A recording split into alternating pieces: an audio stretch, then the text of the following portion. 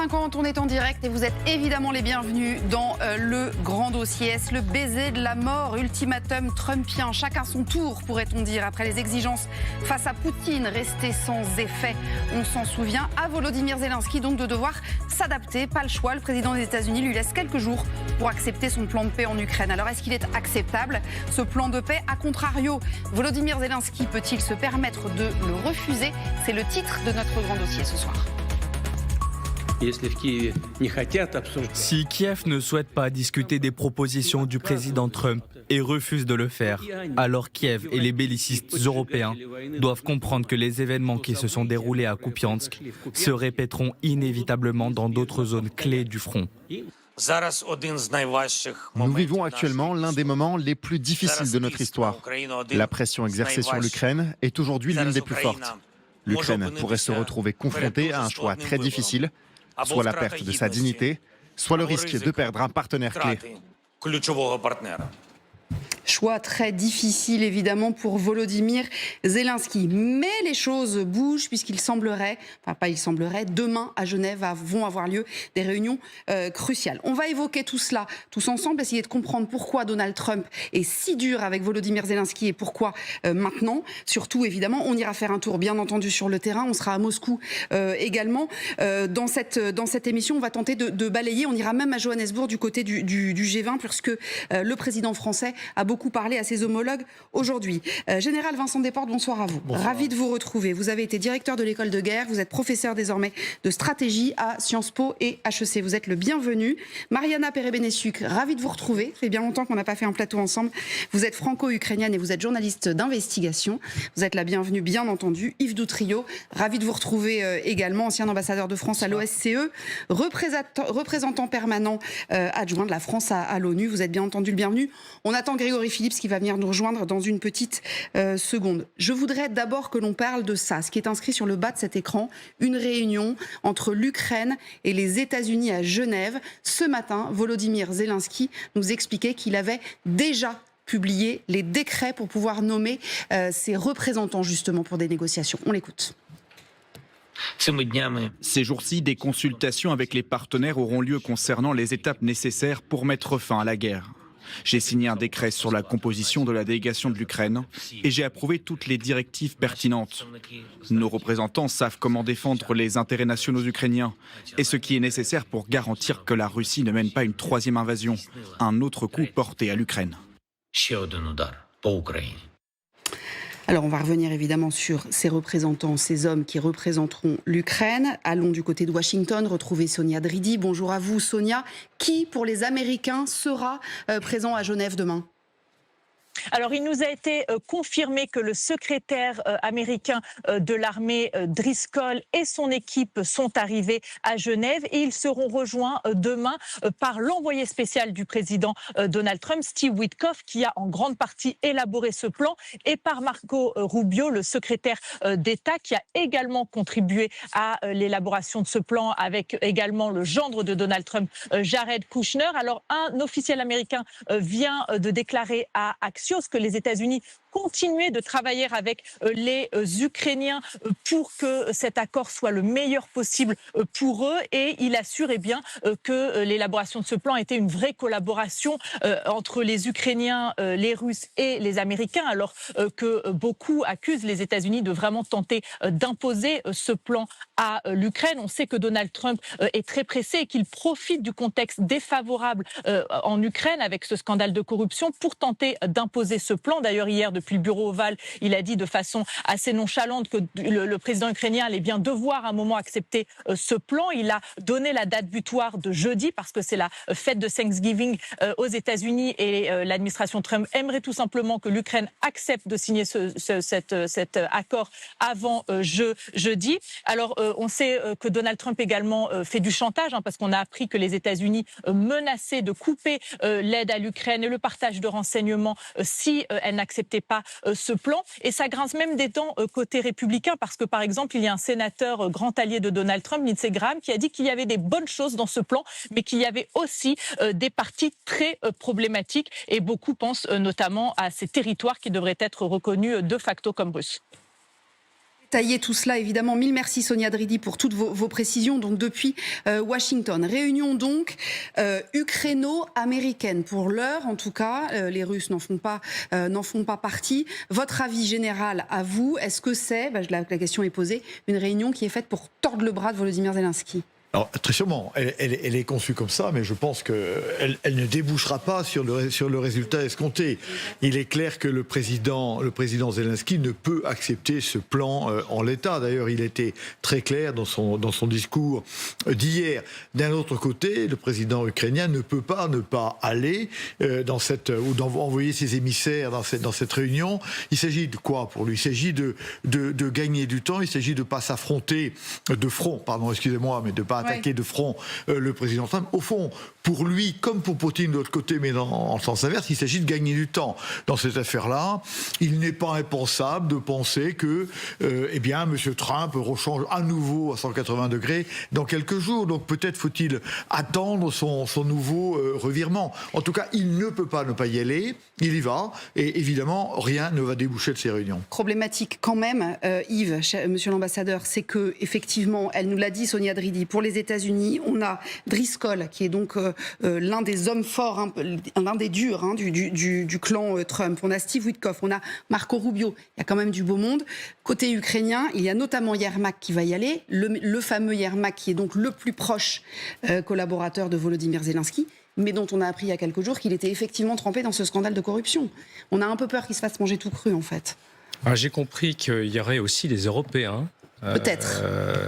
Dans un deuxième temps, manifestement. Les Sherpas des trois, enfin, les Allemands, les Britanniques et les Français. Ce qui me permet quand même d'introduire le fait que du côté européen, évidemment, on en a beaucoup parlé aujourd'hui, vous l'avez dit au G20, les chefs d'État en question. On ira à Johannesburg, d'ailleurs. Je vous signale aussi, d'ailleurs, que j'ai compris que les pays du G20, enfin ceux qui étaient effectivement là, les Occidentaux du G20 ont publié aussi un texte à propos de ce plan de paix, pour rappeler notamment le principe du droit, tout simplement, du droit international et de l'intégrité territoriale des États. On ne retire pas des territoires contre le gré des États membres des Nations Unies.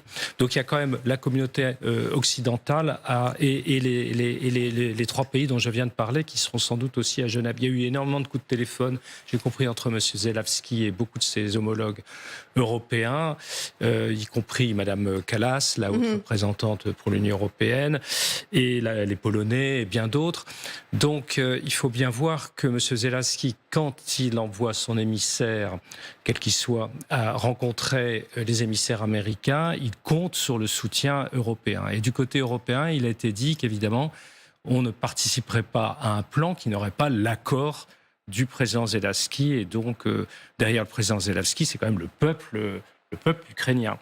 Alors, donc, justement, ça, c'est un point qu'il faut quand même rappeler ici, parce que dans ce plan, on demande beaucoup aux Européens, on demande de participer à la garantie, ce qui n'est pas un problème, puisqu'on avait nous-mêmes proposé une garantie après l'accord de paix, et on demande aussi une contribution financière, c'est-à-dire les fameux milliards de dollars ou d'euros de la Banque centrale russe qui ont été gelés par les Européens.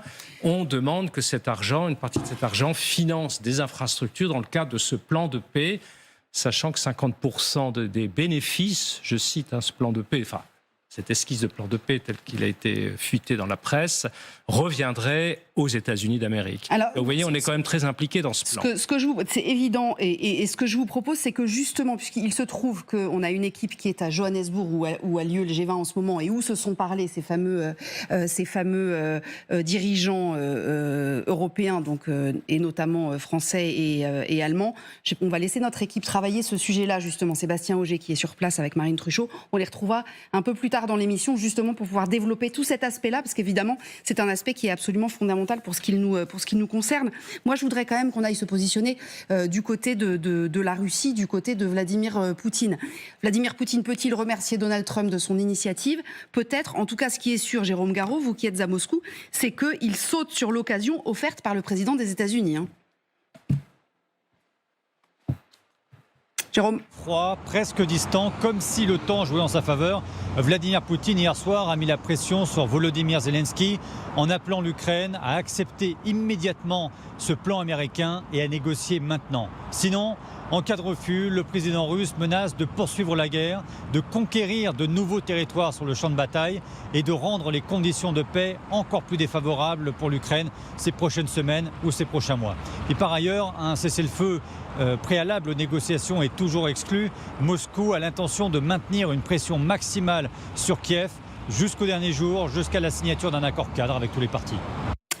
Jérôme Garraud depuis Moscou, Mariana Perebenesiuk, évidemment Moscou a tout intérêt à cet accord cadre, mais a aussi intérêt à essayer de pousser, pardon pour l'expression, le bouchon encore un peu plus loin. Après tout. Oui, en effet. Bon, déjà, depuis le mois de janvier, il n'y a pas une chose que Donald Trump n'a pas cédé à Poutine, si ce n'est que, et ça c'est vraiment sous la pression croissante de son propre camp politique et de l'opinion américaine, les quelques sanctions supplémentaires sur les compagnies pétrolières russes. Ouais.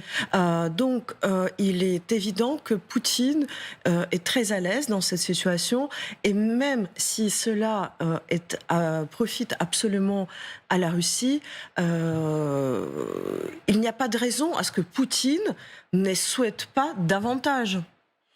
Oui, c'est ça.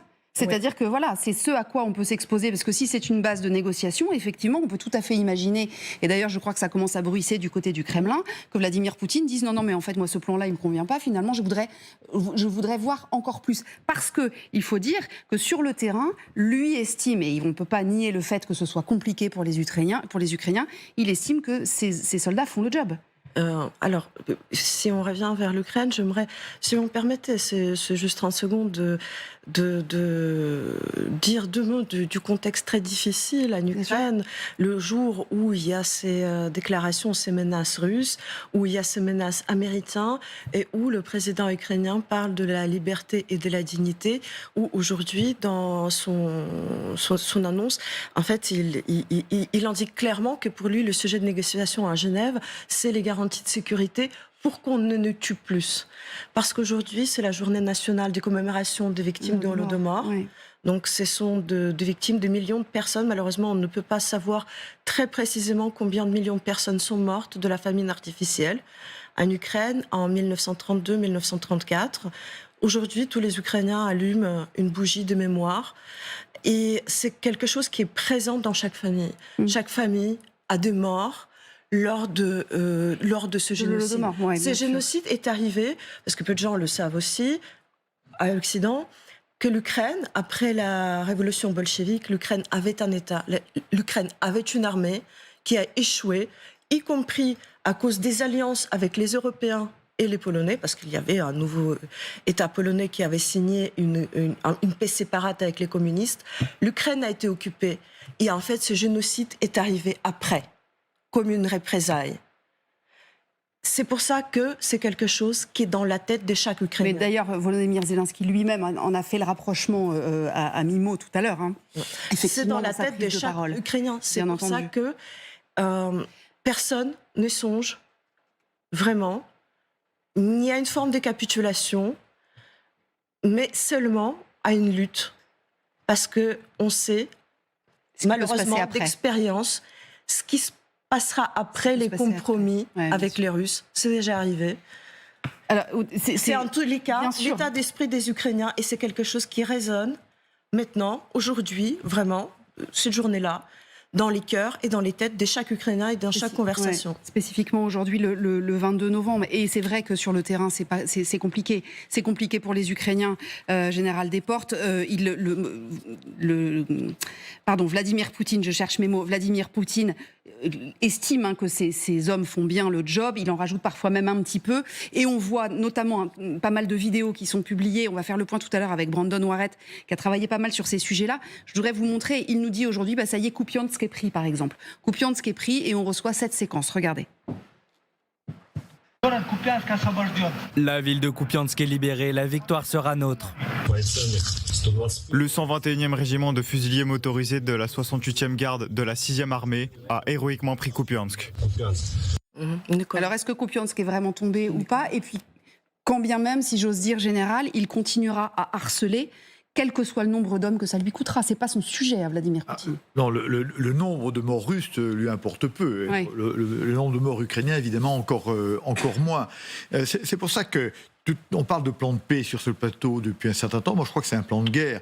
C'est-à-dire qu'on pense qu'il n'a pas été négocié, mais qu'il a été quasiment dicté par les Russes, et que Poutine sait qu'il est inacceptable, ce plan, bien sûr, et que donc il gagne du temps, et que lui, n'ayant aucun intérêt à ce que cette guerre s'arrête parce qu'il a des réserves de munitions et de chair humaine, je dirais, eh bien, c'est quelque chose qui est fait justement pour lui permettre de continuer à engranger des terrains, parce qu'il peut exiger de prendre des morceaux du Donbass qu'il n'a pas encore libéré, selon ses termes.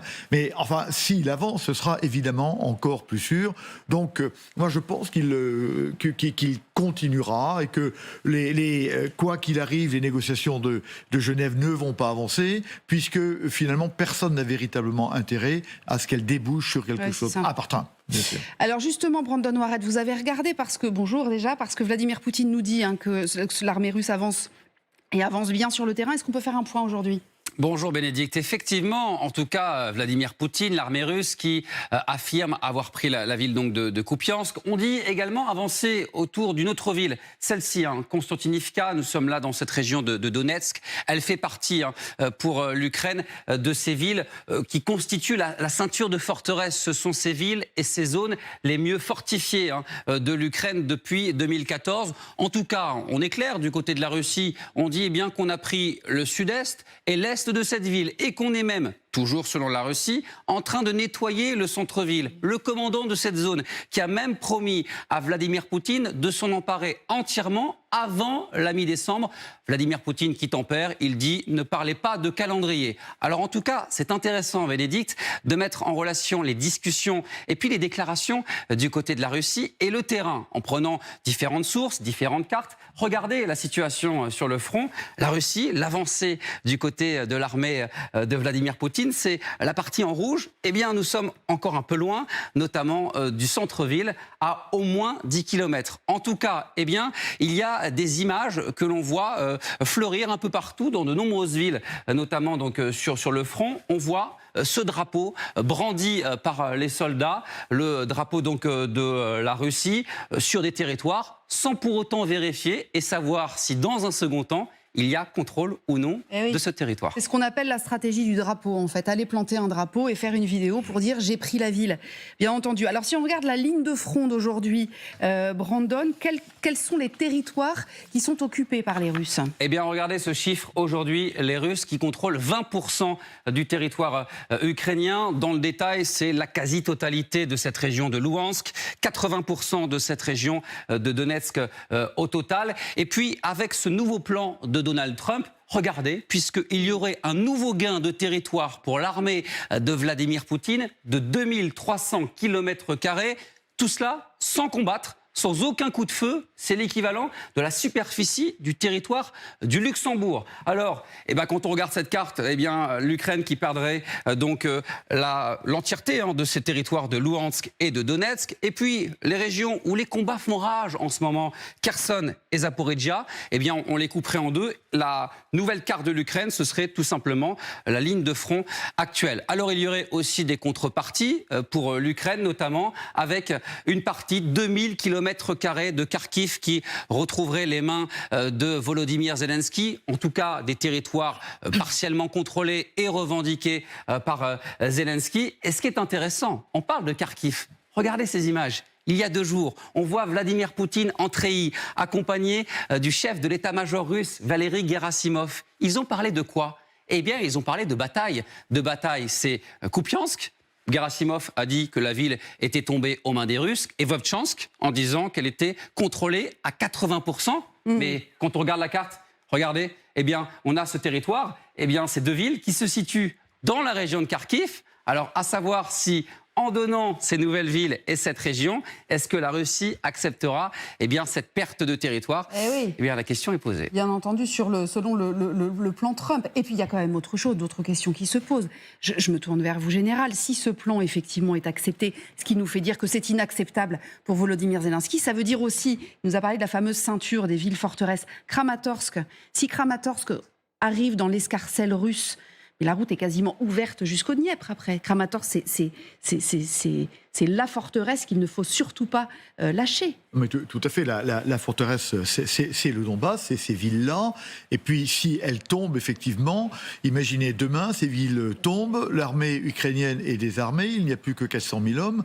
Il est clair que ce qui s'est passé pour le Donbass depuis 2014 va se repasser, va revenir pour les territoires des deux oblasts du Sud, et que l'affaire va continuer. Et vous avez raison, une fois qu'on a passé le Donbass, pour aller jusqu'à Kiev, eh bien, il n'y a plus beaucoup d'obstacles naturels, bien sûr. Alors, ce que je vous propose, c'est qu'on fasse une courte pause et on va aller justement, juste au retour de la pause, on ira voir Gwen de Bono parce qu'elle est allée, elle, à tout juste quelques kilomètres de la ligne de front ces derniers jours, accompagnée par les militaires ukrainiens. Elle va nous expliquer effectivement quelle est la situation, ce que vous évoquiez tout à l'heure, Mariana. À tout de suite. Nous sommes évidemment toujours en compagnie de Mariana Perebenesiuk, d'Yves Doutrio, du général des ports. Cyril Gélipter vient de nous rejoindre. Bonjour à vous. Vous êtes spécialiste des renseignements russes. Et puis Grégory Phillips, que j'ai annoncé comme une rockstar. J'ai annoncé votre venue tout à l'heure pour le service international de TF1 et d'LCI. Merci beaucoup d'être avec nous, Grégory. Je vous évoquais tout à l'heure Gwen de Bono. Elle a passé pas mal de temps sur le front, à tout juste quelques kilomètres du front il y a quelques jours, et elle nous confirme, elle nous le dit, que la situation est effectivement extrêmement difficile, comme on l'évoquait avant la pub. Écoutez, la situation sur le front, elle est extrêmement difficile. Nous étions la semaine passée. D'abord, vous avez la configuration de ce front qui n'est plus un front, mais un ensemble de kill zones, de zones de la mort, des secteurs qui sont survolés par les drones 24 heures sur 24. Si vous voulez, une fois qu'un drone repère une position, eh bien, la frappe de drone kamikaze arrive dans les 2 minutes. Donc, si vous voulez, dans ce contexte, eh bien, le seul moyen de passer, de monter à l'assaut, c'est de perdre des hommes. Il n'y a pas 36 solutions, et c'est ce que la Russie fait, et c'est pour ça que pour les Ukrainiens c'est très difficile de contenir ces assauts russes qui se passent par petits groupes. C'est ce qu'on a vu, c'est ce qu'on voit toujours d'ailleurs dans la ville de Pokrovsk, c'est ce qu'on voit dans la ville de Kupiansk, et une fois que les fantassins russes sont passés au prix d'énormes pertes, certes, mais une fois qu'ils sont passés, les Ukrainiens ont le plus grand mal à les contenir, et surtout ils n'ont pas les moyens de contre-attaquer parce que ça, tout le monde nous l'a dit sur le front, il y a un manque d'hommes très important, mais également un manque de drones comparé à la masse dont disposent aujourd'hui les forces russes. Voilà, Gwendoline de Bono depuis Kiev avec Vincent Wartner. Vous retrouvez tous ces reportages, évidemment, tous leurs reportages qui sont édifiants. Ils sont évidemment très talentueux et font un job qui est essentiel, bien entendu, compte tenu de ce que nous dit Gwen. Grégory Phillips, est-ce que Volodymyr Zelensky peut se permettre de refuser le plan de paix de Trump ? Enfin, vous l'avez dit juste avant, il ne peut pas l'accepter tel quel. Enfin, c'est ça. Pour reprendre son expression, j'ai le choix entre la dignité et perdre l'allié américain. Donc il est évident qu'à ce stade, il ne peut pas accepter les 28 points du plan. Maintenant, il y a une réalité du terrain. Avec un front compliqué dans la région de Zaporijjia où Gwendoline était avec Vincent Wartner il y a encore quelques jours. Vous avez entendu quand même la kill zone, la zone de la mort. C'est incroyable. Vous restez 2 minutes dehors, ouais. Il y a un drone qui vous tire dessus. 2 minutes. Et là, elle nous décrivait dans ses reportages et dans ses récits le fait que les Russes poussaient extrêmement fort et que les troupes ukrainiennes étaient en vraie difficulté dans la région de Zaporijjia.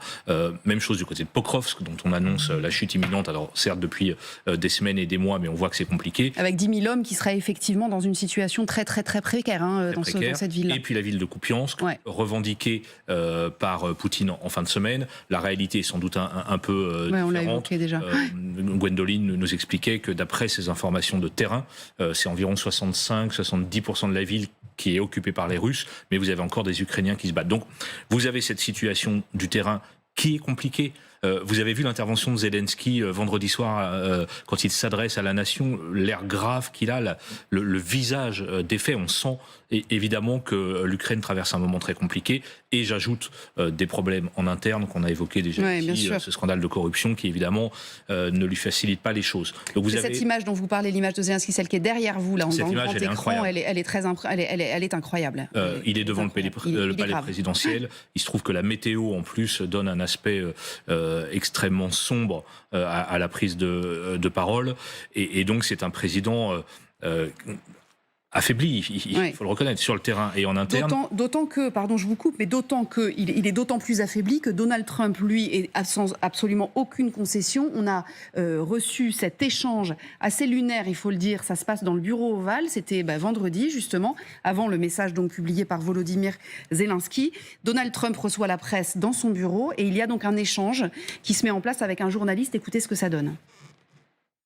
Monsieur le Président, je voudrais également vous interroger sur ce plan concernant l'Ukraine. Le président Zelensky a déclaré aujourd'hui que son pays risquerait soit de renoncer à un partenaire, soit de renoncer à sa dignité. Ce plan a fait l'objet de critiques. Ah, vous voulez dire qu'il ne l'aime pas ? Ce n'est pas clair. Il était en quelque sorte... Eh bien, il devrait l'aimer, et s'il ne l'aime pas, alors, vous savez, ils vont devoir simplement continuer à se battre, je suppose. Vous avez toutefois laissé entendre que s'ils ne l'acceptaient pas, les États-Unis retireraient leur soutien à l'Ukraine. Est-ce exact ? Eh bien, à un moment donné, il devra accepter quelque chose. Il n'a encore rien accepté, vous vous souvenez, n'est-ce pas ?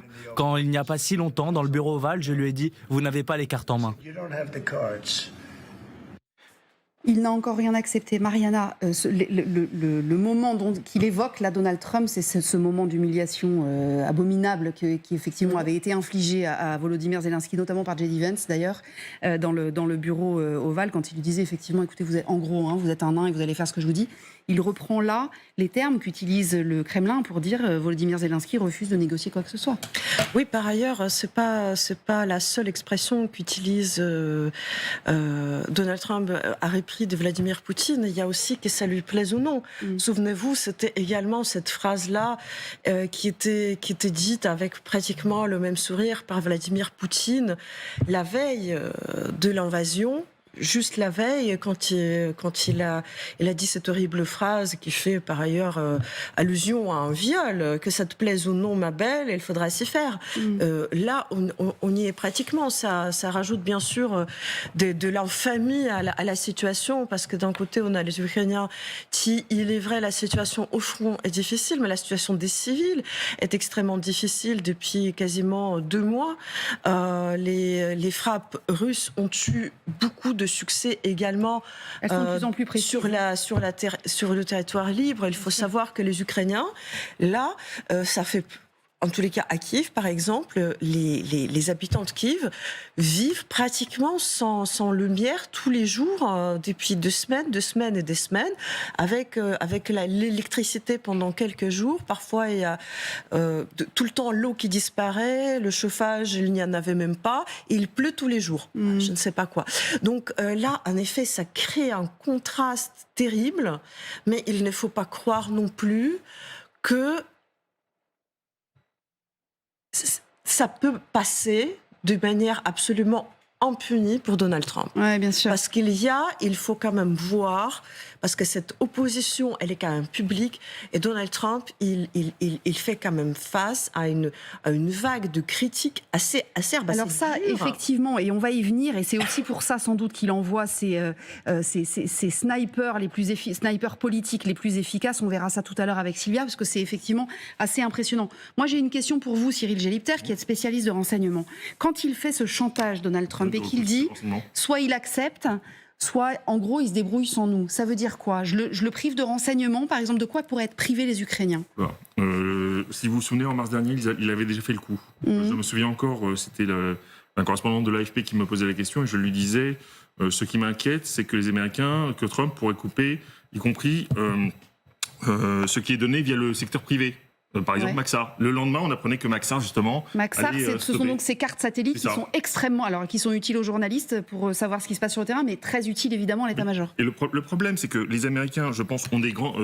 Je vois que la France essaye un peu de contrer. Par exemple, la société Prométhée va essayer d'aider les Ukrainiens dans le domaine du satellitaire. Mais les Américains ont beaucoup plus de capacités. Enfin, même, je voyais un général de l'armée française qui reconnaissait que nous avons les mêmes capacités que les Américains, mais les Américains en ont beaucoup plus. Au sein des Five Eyes, un spécialiste, Calder Walton, estimait que les Américains fournissaient entre 75 et 80% du renseignement à leurs alliés. Je sais que pour un service français de renseignement, ils fournissent plus de 50%.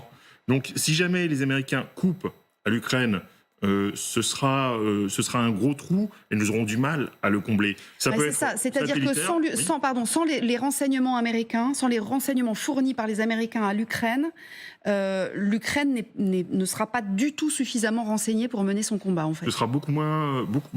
Oui, beaucoup moins. Ça, je suis d'accord. Mais c'est pas que le satellitaire, soit dit en passant. Oui, il y a quoi d'autre ? Justement, les Américains n'en parlent pas beaucoup, mais je vous donne un exemple. Quand je travaille sur les taupes que les Russes ont en Ukraine, je constate que les communications passent beaucoup par télégramme.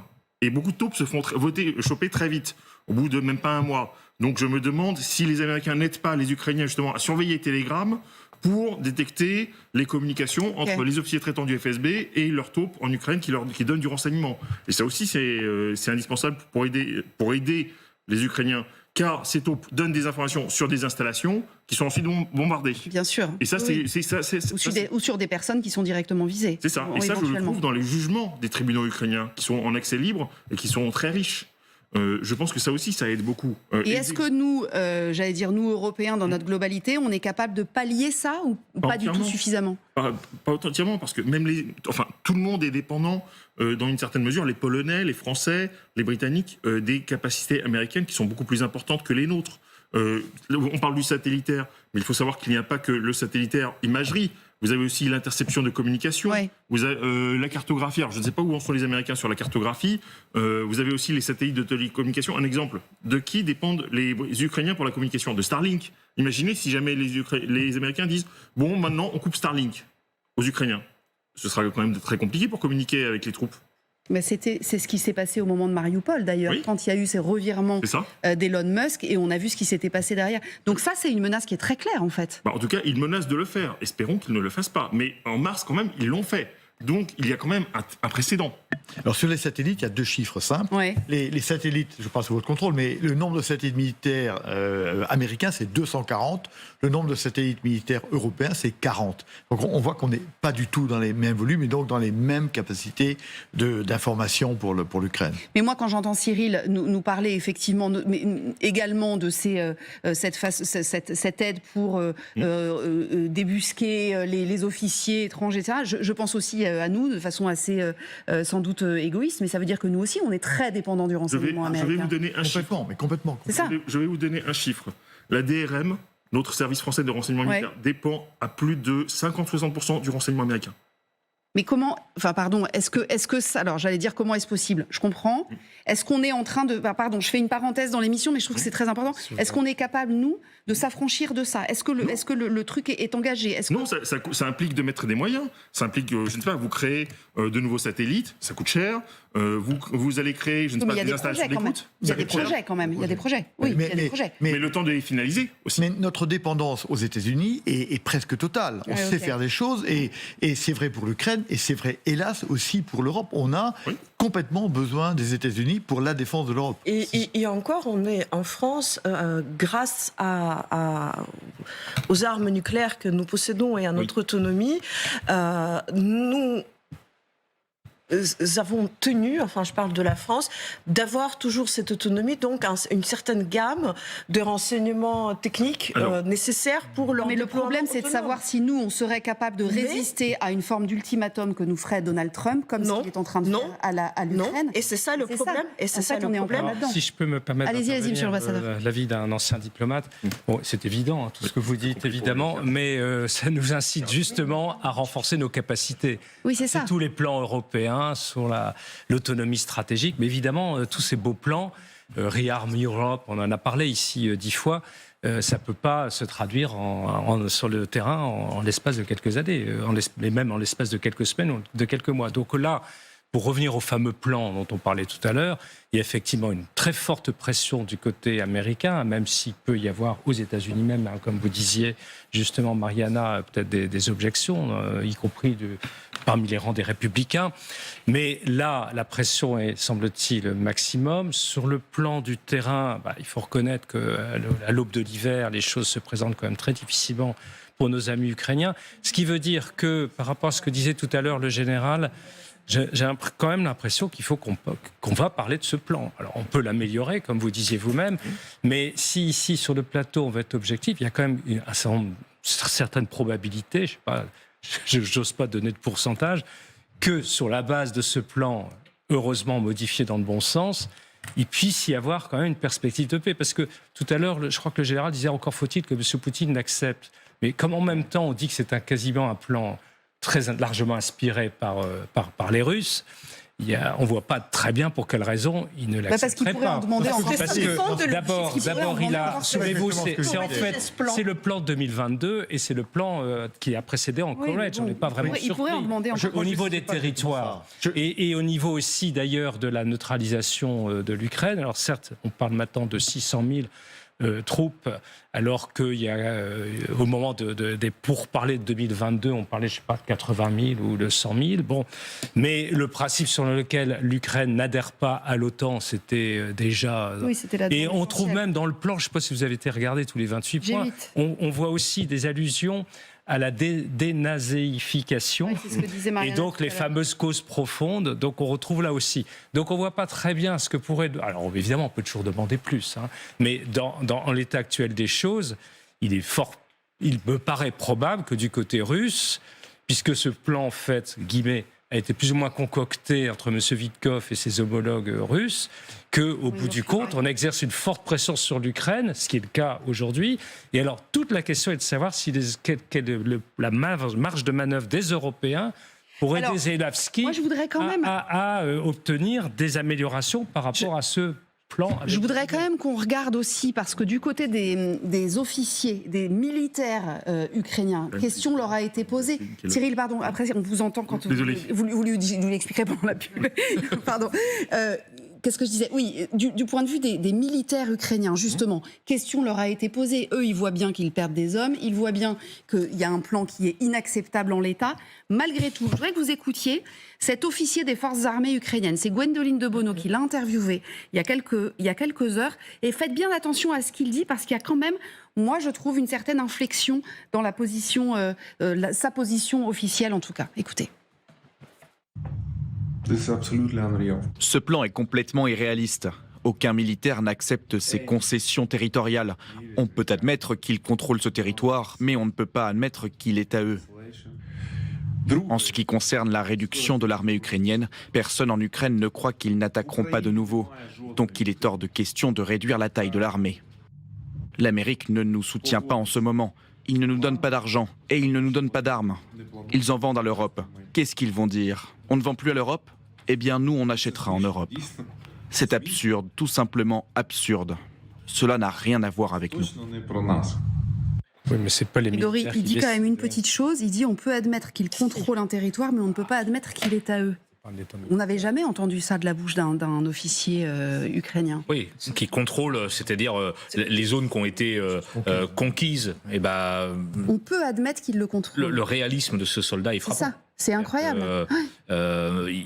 Ce soldat, sans doute comme peut-être parle de la Crimée, par exemple. Une partie des Ukrainiens se dit que peut-être la Crimée, c'est un déchirement, mais il va falloir la céder. Alors dans le plan, vous avez vu que ça va beaucoup plus loin, parce qu'il s'agit aussi que les troupes ukrainiennes se retirent des parties qu'elles dirigent actuellement, ce qui est dingue. Mais sur le plan en lui-même, vous disiez tout à l'heure qu'on attendait une déclaration d'Emmanuel Macron depuis l'Afrique du Sud. C'est quand même très important. Le communiqué qu'on a reçu tout à l'heure de la part des dirigeants réunis actuellement au G20, que dit le communiqué ? On estime que ce projet de 28 points constitue une base qui nécessitera des travaux supplémentaires pour une paix juste et durable. Mais ça, on va y revenir justement, parce qu'on va aller à Johannesburg retrouver Bastien Auger tout à l'heure. Oui, c'est évidemment fondamental. Je voudrais juste qu'on termine le chapitre Trump, si j'ose dire.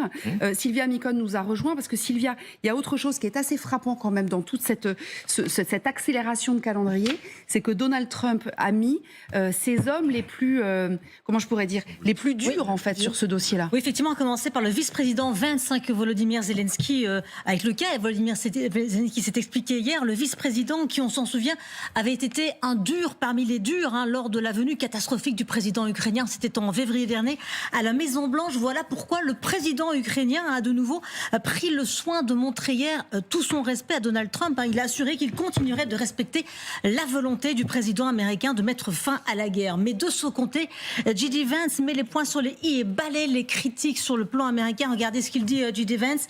Les critiques politique repose soit sur une mauvaise compréhension du cadre, soit sur une interprétation erronée de certaines réalités cruciales sur le terrain, écrit-il. En clair, pour lui, Bénédicte, eh bien, l'Ukraine a déjà perdu la guerre. Et oui, et le problème pour l'Ukraine, c'est qu'en même temps, au même moment, en fait, Keith Kellogg s'en va. Oui, vous savez, c'était l'émissaire des États-Unis pour l'Ukraine et était très apprécié à Kiev, mis de côté au profit de l'ami du président Steve Witkoff, sans aucune expérience. Il a décidé de quitter son poste cette semaine. Ce sera effectif en janvier. Il n'aurait pas participé à la réduction du plan en 28 points. C'est donc une perte car il était une oreille attentive à Washington, au milieu d'une administration qui n'a pas toujours été du côté de l'Ukraine. On ne sait pas pour l'heure qui va le remplacer, ni s'il va être remplacé, mais Dan Driscoll, vous pensez peut-être à lui, effectivement, s'est déplacé en Ukraine cette semaine, déplacement surprise, étant proche de J.D. Vance et vétéran de la guerre en Irak. On le voit sur ces images, c'est le secrétaire américain à l'armée, donc sous Pete Hegseth, qui l'agace d'ailleurs depuis qu'il est arrivé. C'est lui qui a emmené donc cette délégation du Pentagone et il devient donc le plus haut responsable du Pentagone à se rendre en Ukraine depuis le retour au pouvoir de Donald Trump. Alors, vient-il sur cette mission particulière du plan américain? On sait qu'il est surnommé aussi Monsieur Drone, il a pour mission eh bien, de donner de fournir 1 million de drones à l'armée américaine, d'où le déplacement également en Ukraine. Mais il doit tout à J.D. Vance, qu'il a rencontré sur les bancs de l'université Yale. A peu de chances qu'il porte un autre discours que le vice-président. D'ailleurs, selon des sources au Financial Times, voilà ce qu'il a déclaré. Les forces américaines armées aiment l'Ukraine et la soutiennent, mais l'évaluation militaire américaine, en toute honnêteté, est que l'Ukraine se trouve dans une situation très difficile et que le moment est venu d'instaurer la paix. Dan Driscoll, qui est aussi arrivé à Genève. Et oui, et qui sera pour cette réunion de demain dont on va reparler. Allez-y, parce que je voudrais qu'on entende. Je voudrais juste compléter ce que vous avez dit, Sylvia. Le Guardian notait que Driscoll aurait été nommé justement représentant spécial sur la question ukrainienne. Ok, selon le Guardian, alors d'accord. C'est ça, c'est le Guardian. Et d'y ajouter que quand il a été auditionné par le Parlement américain pour sa nomination, il a bien parlé d'agression de la Russie contre l'Ukraine. Donc il n'est pas complètement sur la même ligne que Trump. Pas tout à fait sur la même ligne que Trump de ce point de vue-là. Voilà, qui disait que c'était l'Ukraine qui aurait provoqué la guerre. C'est pour ça que ce sera passionnant de voir ces échanges demain. D'ailleurs, Xavier Giacomoni qui était avec nous tout à l'heure, il part là-bas. Peut-être pour remplacer Pete Hegseth, si jamais. On sait voilà. Ouais, effectivement. Alors, puisqu'on parle des Américains et des services de renseignement, ce soir, soyez bien devant votre écran sur LCI, parce que Margot Haddad reçoit l'ancien patron de la CIA, Leon Panetta, qu'elle a pu interviewer déjà. C'était hier, me semble-t-il, Greg, c'est ça, avant-hier. Oui, on l'a enregistré hier matin. Enregistré hier matin. Écoutez, on vous a sorti un extrait, évidemment, son analyse à lui de la situation. Écoutez, il a donc dirigé la CIA. Il n'a pas fourni des armes en plus à l'Ukraine pour qu'elle puisse s'opposer à Poutine. Et la conséquence, c'est que Poutine a senti la faiblesse de la part de Trump. Et à cause de cela, Poutine va continuer cette guerre. Et il l'a fait. Et je regrette que jusqu'à ce que le président Trump comprenne que le seul moyen de faire avec Poutine, ce n'est pas avec des mots, mais avec la force, et qu'il augmente les sanctions, qu'il augmente aussi son aide militaire à l'Ukraine, nous ne forcerons pas Poutine à s'asseoir à la table des négociations. Alors, interview intégrale à retrouver à 20h15 face à Margot Haddad, c'est évidemment passionnant. Une chose quand même à signaler, c'est qu'il parle il dit Poutine a perçu la faiblesse de Trump. Et en fait, on a bien le sentiment que Trump, là, est en train de nous tester, nous, sans aucun doute, sur notre potentielle faiblesse. Il a essayé de tordre le bras à Poutine, il n'a pas réussi, manifestement, puisqu'il y a eu plein d'allers-retours, vous l'avez évoqué, Mariana, tout à l'heure, et que là, c'est effectivement la faiblesse des Européens et de Volodymyr Zelensky qu'il essaye de tester. Sauf que dans le fond, alors oui, il y a eu tous ces revirements de Trump, l'agression dans le bureau ovale contre Zelensky, puis finalement, je fais semblant de me réconcilier, j'annule le renseignement militaire, puis je le rebranche, et puis etc. Je promets des tomahawks, et puis finalement non, et puis... Mais au fond, enfin, je crois, c'est un avis personnel, c'est que depuis le début, il s'en fiche de cette guerre en Ukraine, Trump. L'intégrité territoriale de l'Ukraine, vous pensez vraiment que ça l'intéresse, Donald Trump? Lui, ce qu'il veut faire, c'est que cette guerre se termine le plus vite possible. Si en plus, comme c'est inclus dans les 28 points, on peut réintégrer la Russie dans la sphère économique, dans le G8, et vite faire du business avec Moscou, je pense que depuis le début, Trump est aligné là-dessus. Alors il y a eu des revirements, il y a eu des virages, il y a eu des moments où on a cru, grâce aux Européens notamment, que le contact était renoué avec avec Zelensky. Souvenez-vous quand les Européens sont allés à la Maison-Blanche en garde du corps quasiment de Zelensky, en ombre pour le protéger de quasiment de leur corps pour le défendre. Mais je crois qu'au fond, depuis son retour à la Maison-Blanche, Trump n'a qu'une idée en tête, c'est en terminer au plus vite avec cette guerre européenne qui ne le concerne pas et qui l'empêche pour l'instant de faire du business avec Moscou. D'ailleurs, il y a un extrait dans cette conversation de Donald Trump avec les journalistes à la Maison-Blanche, c'est très court, mais je voudrais que vous écoutiez, où il revient justement sur le fait que, en fait, ça n'est pas son business. Écoutez, c'est très court. N'oubliez pas que j'ai hérité de cette guerre. Cette guerre n'aurait jamais eu lieu avec moi. Il aurait dû conclure un accord il y a 1 an. Il y a 2 ans. Il y a quand même un sujet. C'est la guerre de Joe Biden. C'est la guerre de Joe Biden. Et puis sans le vent tourner en politique intérieure aussi. Il a des midterms dans 1 an. Ce que je voulais vous dire, je suis assez d'accord avec tout ce qui a été dit. Il y a de fortes pressions du côté américain et que, évidemment, le président Trump s'intéresse peu à l'intégrité territoriale de l'Ukraine et au droit international. Mais là, il n'empêche qu'on est là au pied du mur. Le président Zelensky, le peuple ukrainien et nous, les Européens, dont il a été rappelé qu'ils avaient accompagné Zelensky lors de sa 2e visite à Washington. C'était après le bureau ovale, mais avant Anchorage. Donc là, il me semble qu'il ne faut pas sous-estimer ce qu'on peut essayer de faire, nous les Européens. La bonne nouvelle, c'est quand même que les 3 grands Européens, le Royaume-Uni, France et Allemagne, semblent continuer à parler d'une même voix. Alors, je pense qu'il faut, dans ce fameux plan avec des guillemets, regarder les 28 points et vous verrez qu'un peu partout, on parle des Européens. Donc la balle est vraiment dans notre camp. Qu'il s'agisse des fameuses garanties de sécurité, qu'il s'agisse des aides à la reconstruction, qu'il s'agisse aussi tout simplement même du G7 qui va se transformer en G8. Alors, je vous rappelle que le G7 va être présidé par la France l'année prochaine, en 2026. On sait déjà que ça se passera à Évian. Donc il faudra que notre président, le président Macron, invite M. Poutine, enfin dans l'hypothèse où ce plan... Donc vous voyez qu'on est vraiment impliqué complètement dans ce plan, sauf qu'apparemment c'est assez peu... Trump s'est assez peu concerté, enfin les Américains sont assez peu concertés avec les Européens. C'est pour ça qu'il ne faut pas sous-estimer le fait qu'il y ait apparemment des Européens qui iraient demain à Genève, en Suisse. Et donc, on va être... Vraiment, la balle est dans le camp européen. Il faut absolument qu'on garde le front européen pour aider Zelensky à obtenir des améliorations substantielles de ce plan. Et alors tout à l'heure, on parlait d'officiers ukrainiens, on comprend parfaitement leur réaction. Ils ont perdu beaucoup d'hommes, il y a eu beaucoup de blessés, etc.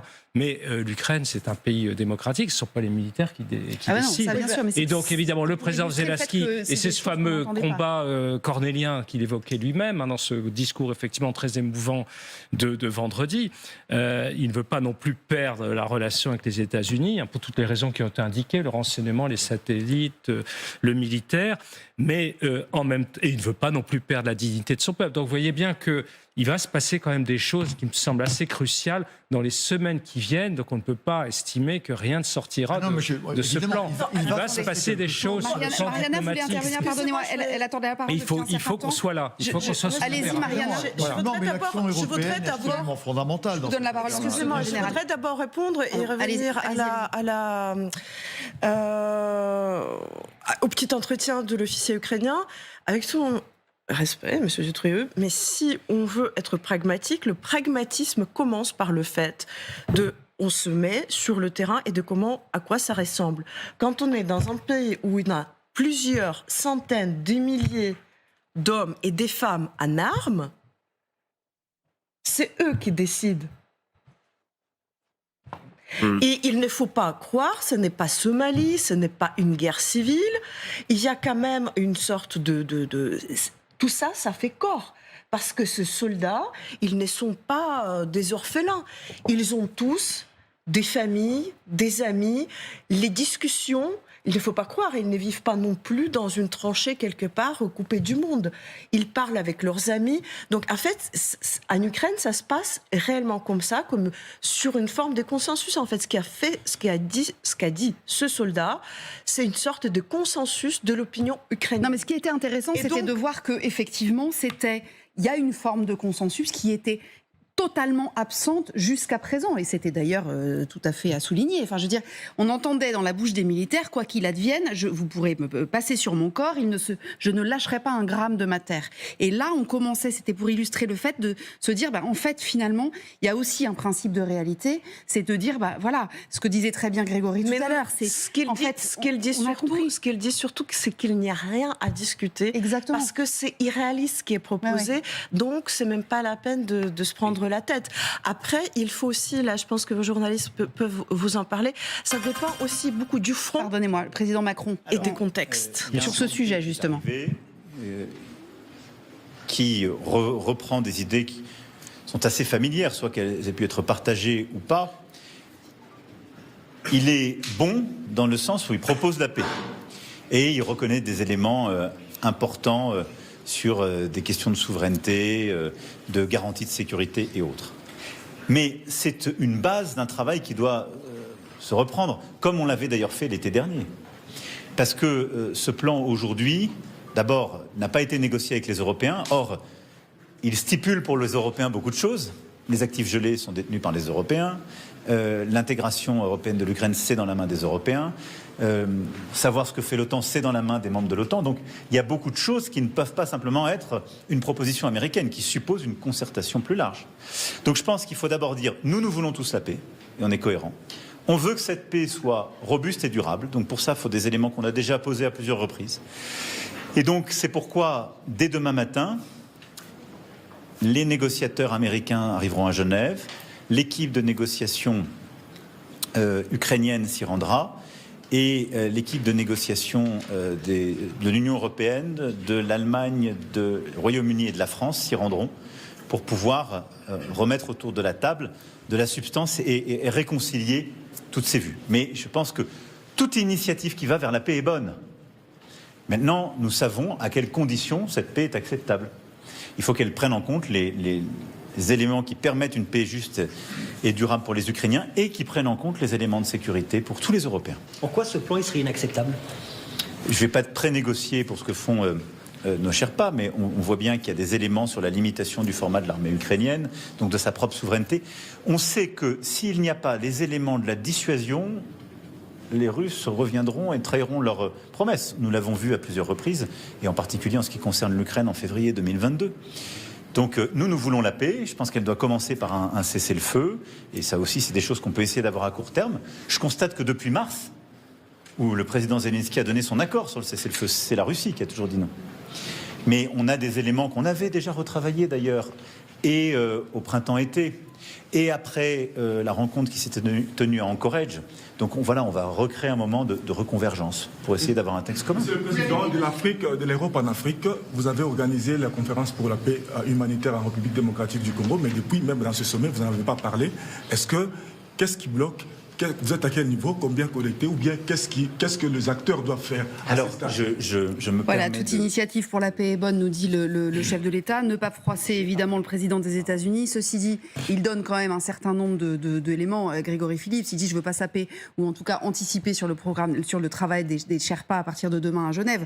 Enfin déjà, on sait que le format de l'armée ukrainienne, c'est-à-dire réduire l'armée ukrainienne de moitié, c'est hors de question. Il dit on n'a pas confiance en Vladimir Poutine. Non, mais c'est un des points essentiels avec les concessions territoriales. Évidemment. C'est-à-dire que dans le plan, vous dites quand même aux Ukrainiens, donc vous êtes battus depuis 4 ans, vous avez malheureusement des dizaines de milliers de morts, 60 000, 70 000, on ne sait pas combien exactement. Vous devez abandonner les territoires. 20% de vos territoires. Rendre 20% de vos territoires. Et puis, pour le coup d'après, on réduit votre armée. Donc, vous n'êtes pas protégé contre une nouvelle agression. Donc, ça, évidemment, c'est en l'état absolument inacceptable. Non, ce que dit le président français, c'est qu'il y a un plan. Il est obligé de dire ce plan est bon parce qu'il veut la paix, comme tous. C'est le feu rapide, dit-il. Et c'est une base de travail. Donc voilà, demain matin, réunion à Genève avec les Sherpas, donc les représentants de chacune des parties concernées, enfin américains, européens, allemands, français, Royaume-Uni et ukrainiens. Et donc à partir de là, on va essayer d'amender ce plan. Et on s'assied sur l'ultimatum parce que, pardon, en fait, il a dit jeudi prochain. Oui, alors on a compris pourquoi c'était jeudi. C'est Sonia Dridi qui nous l'a dit tout à l'heure. C'est que c'est Thanksgiving aux États-Unis. Il a envie d'être tranquille. Évidemment, on va pouvoir aller jouer au les ultimatums du président Trump, il y en a eu beaucoup. 24 heures, 48 heures. Et puis, celui-là, pour le coup, est particulièrement irréaliste. Voilà. Jeudi, c'est. Et puis surtout qu'après, il y a l'autre partie qui est la Russie de l'autre côté. Alors, j'ai dit tout à l'heure que c'était un plan largement inspiré par la Russie. Donc, il n'y a rien de choquant, bouleversant pour le président Poutine. Mais si nous, les Européens, avec nos alliés ukrainiens, on obtient des modifications par rapport à ce qui est de ce plan dans la presse, par exemple l'effectif de 600 000 hommes, si on met, je ne sais pas, 800 000 ou 1 million, donc c'est alors là qu'on va avoir des difficultés du côté de Poutine. À l'heure actuelle, on est d'accord que les Russes ne sont pas à Genève demain, pour le moment. Il n'y a pas de négociateurs russes à Genève. Ils n'y sont pas. Alors moi, je crois que ce que dit monsieur l'ambassadeur est tout à fait important, parce que ce plan de paix, c'est un plan de paix pour l'Ukraine, mais je dirais c'est un plan de paix pour nous aussi.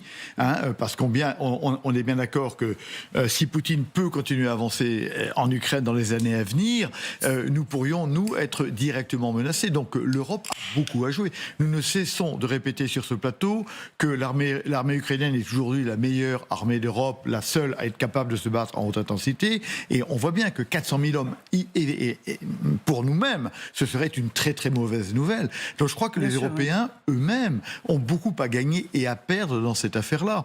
Et donc moi je ne suis pas sûr que nous ne cherchions pas à pousser le président ukrainien à ne pas lâcher sur nombre de points. Parce que on a un risque existentiel dans cette affaire-là, nous également. Est-ce que vous diriez qu'on a réussi, nous, Européens, à se glisser dans un trou de souris où le plan était fait? Parce que Donald Trump, il ne nous l'a quand même pas présenté, son plan. Il a été publié dans la Financial presse. Times et dans Axios. Voilà, exactement.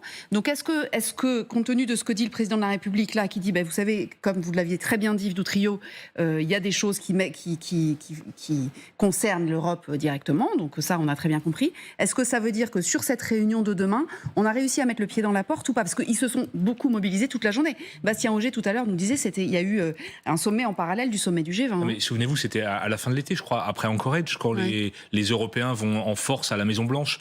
J'ai un doute sur le calendrier, mais quand on les voit tous débarquer à la Maison-Blanche, c'est ça, c'est après Anchorage. Ils arrivent alors qu'on vient d'assister à la rencontre. C'était avant, en fait, Anchorage. Juste avant. C'était juste avant Anchorage. C'est là où ils ont insisté pour que ce soit d'abord un cessez-le-feu.